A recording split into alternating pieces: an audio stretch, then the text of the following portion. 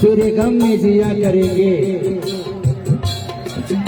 तेरे गम में जिया करेंगे। अगर गम कम नहीं होगा तो जिया करेंगे।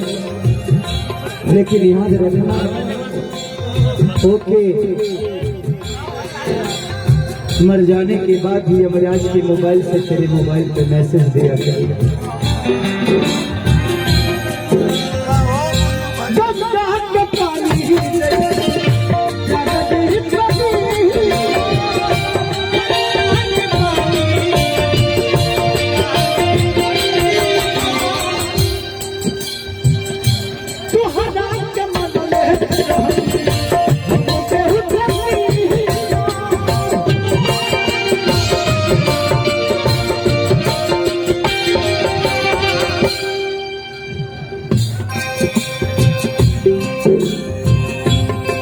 तो हरा दीना के हो दिल में हमारा,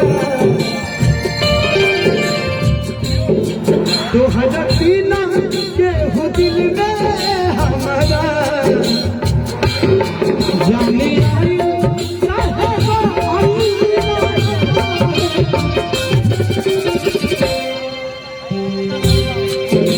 कि प्यार पवन पड़ता के